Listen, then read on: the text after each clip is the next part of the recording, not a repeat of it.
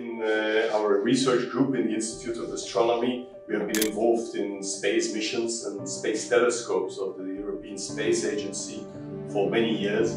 And so typically we're contributing a little part, a small part, to a big instrument on a big massive satellite. And so instead of having a massive big satellite, build a small satellite that's very performant. That's what we're trying to do. A CubeSat is a type of miniaturized satellite, typically no longer than a shoebox, originally designed for space research, that has become a standard for researchers, students, and private companies around the world. The satellites can be deployed into space individually or as part of a larger cluster. CubeSats were originally developed in 1999 by two professors in USA to allow university students to design, build, test, and operate space missions. What makes CubeSats an ideal choice compared to the traditional counterparts?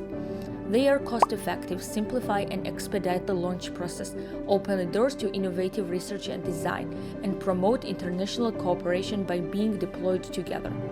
One such CubeSat is being developed by KU Leuven, called CubeSpec, and is set to launch in late 2025 on board the SpaceX or ESA rocket. CubeSpec consists of deployable solar panel, earth and sunshade, a detector radiator panel, an avionic module, and of course the optical payload. So this is roughly how CubeSpec would look like. It's roughly, well, it's not much larger than the size of a shoebox. It's you see the solar panels on the side, and we have these shades that fold out when the spacecraft is in space. And these shades are mainly used to avoid that the light that's coming from the sun shines into the spacecraft, or also the light that's reflected from the Earth, that this falls into the spacecraft, because this would perturb the optical measurements that we want to make. And what does spec refer to in the name? CubeSpec aims to study massive stars using a technique called spectroscopy.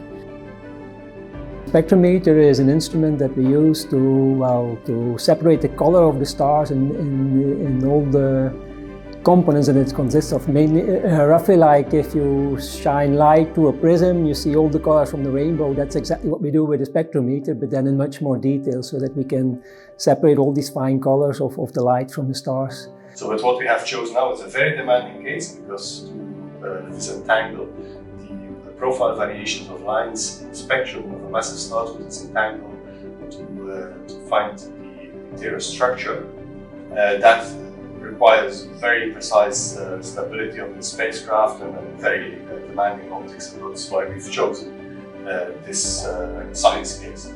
It of course also helps that massive stars are a particular research interest of our institute, so we have a lot of astronomers in our institute working on massive stars, and that's why we've chosen this science objective. So how does the mission know which star to observe and when, and how long does it take to observe them? Well, we have a few tens of stars that we that we would like to observe, but some are higher priority than others.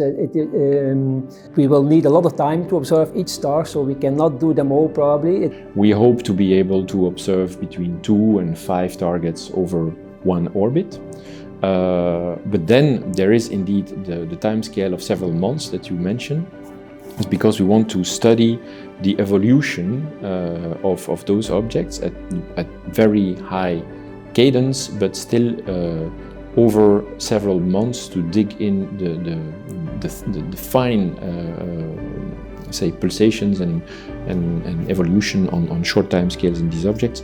We need an observation of like 3 months over a single target. So a given target will be revisited at every orbit for about 3 months in a nominal case.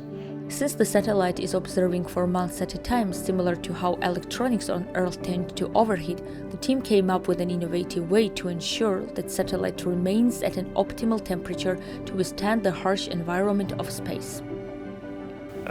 For example, in the case of overheating, you could have that the satellite is in a certain orientation for a long period of time, where we got a lot of heat from the sun on one side. If you combine that with bad heat flow throughout the satellite, from that illuminated side to the radiator, that would cause a lot of imbalance in the in the thermal imbalance. So that, but on the other hand, you could also have a scenario where we go into an eclipse and then suddenly things will start undercooling. So then you need to account for the battery that needs to be heated itself and might need to heat other components as well, so that consumes more power. That might have an influence on the schedule.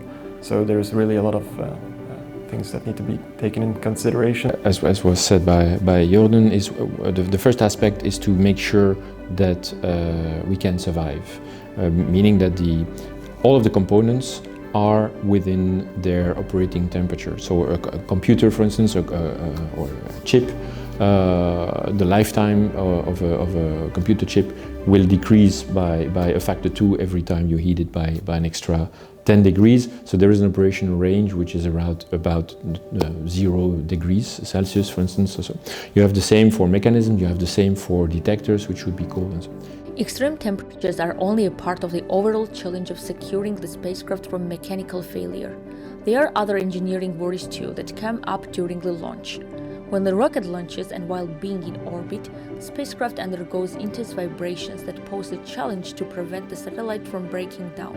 So what we do there is first try to minimize those, and otherwise try to estimate their influence and then compensate for it. And therefore, one thing we did, for example, is make a telescope entirely from a ceramic material with a very low coefficient of thermal expansion, that it can heat up and cool down without any change in distance between the mirrors. We have two kinds of disturbances that we need to counteract. On the one hand, we have the so-called external or environmental disturbances.